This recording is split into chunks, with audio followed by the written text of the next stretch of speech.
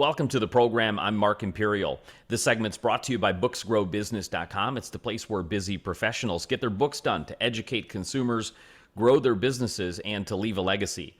I'm doing a series of spotlights on remarkable business intermediaries and brokers from across the country.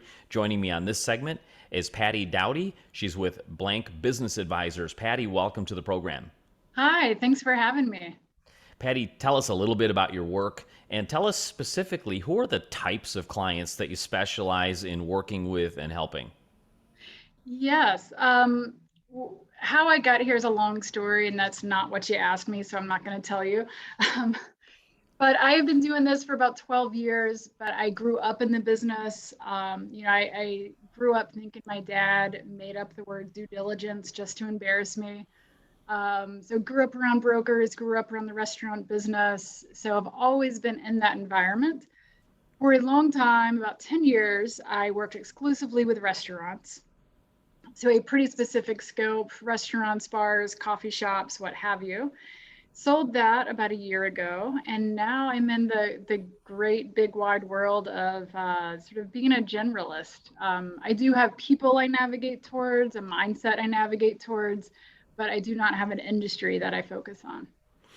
Gotcha. Yeah, and I'm definitely going to unpack your background a little bit later. But Yeah. these business owners that you work with, they're great at growing a business, growth, growth, growth. But when it comes time to selling, did they give that much thought? Like, how many business owners really know where to start when it comes to selling a business?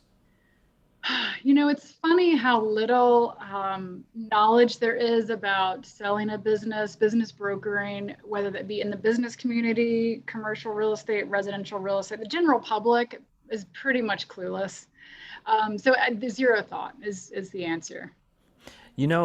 Speaking of that, and they don't know what they don't know, and one of the inspirations for this series was just the fact that there needs to be more spotlight shed on the Hmm. benefits of working with an intermediary or a broker. Can you kind of tell us, like, what values that the broker intermediary brings that business owner? What do you take off their shoulders, and what can you help them with in selling their business?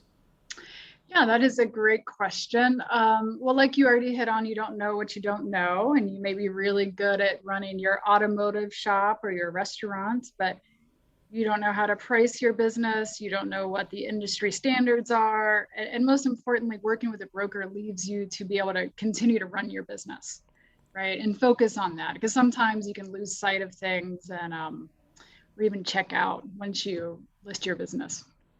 So, when these business owners, they're not quite sure where to start, do they have any preconceived notions about selling a business or any myths or misconceptions they hold about it? What have you heard?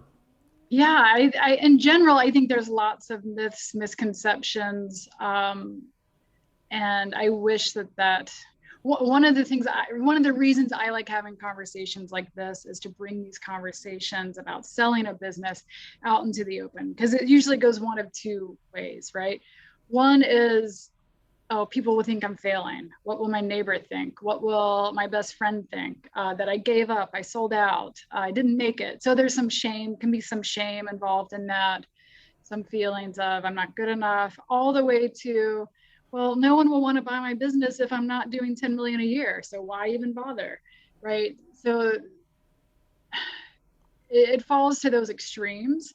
And not a lot of people realize that starting a business, growing, grooming a business for sale is a really, really cool way to make money and have a fulfilling career.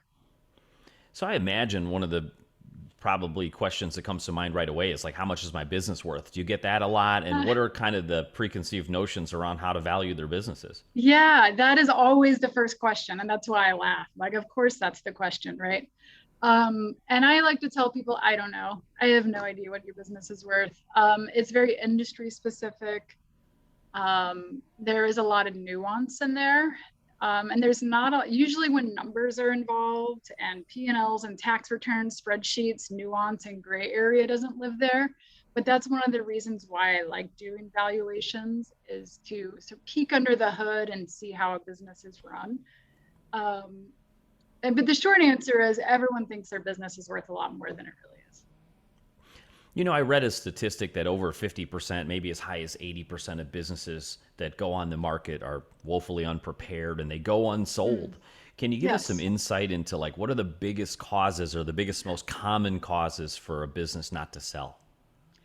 Um, One, say it's not desirable anymore. Here, I like to pick on, where are you from, by the way? I'm in the Where are you suburbs based? of Chicago.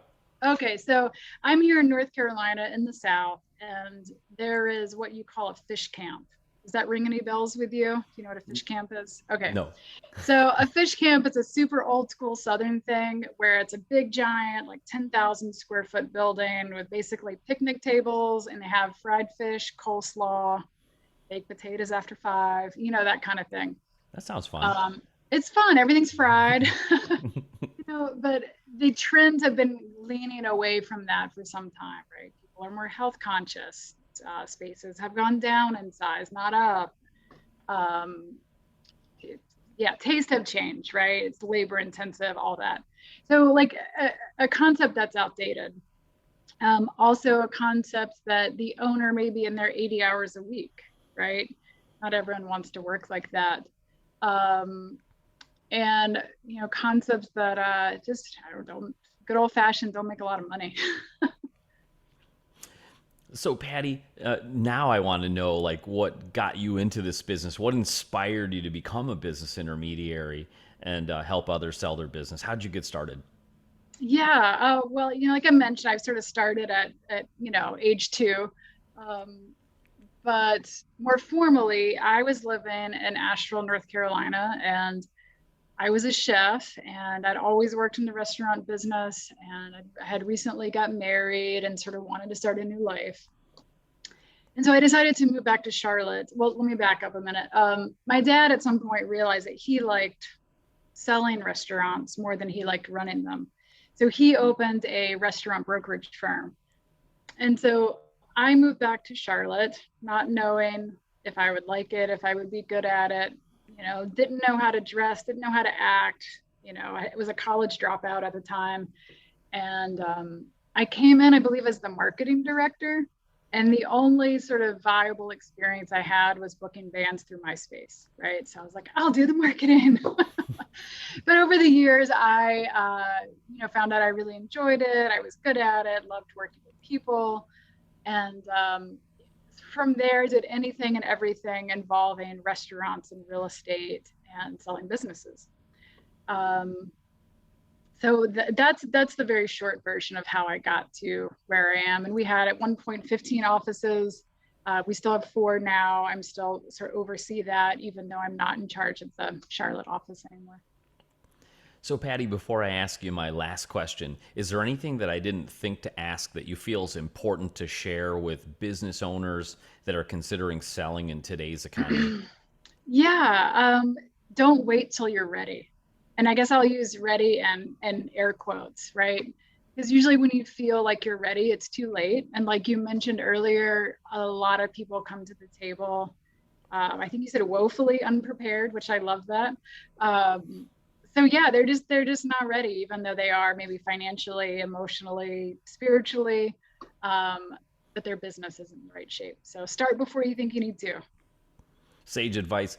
Patty, for Yes. business owners listening that are considering selling their business and would love to meet with you and speak with you, how do they find you and connect? Yes. You can email me at patty@blankbusinessadvisors.com, and that's BLANQ. I'm also pretty active on LinkedIn. You can just type in my name, Patty Dowdy. That's an easy one, Dowdy. Let's start there.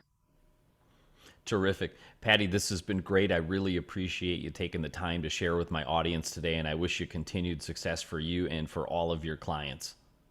Awesome. Well, thanks for doing this segment, and I look forward to listening to your other guests. That was Patty Dowdy with Blanq Business Advisors. And this segment's brought to you by booksgrowbusiness.com. It's the place where busy professionals get their books done and published to grow their businesses, educate consumers, and leave a legacy. That's all for now. I'm Mark Imperial, and thanks for joining me.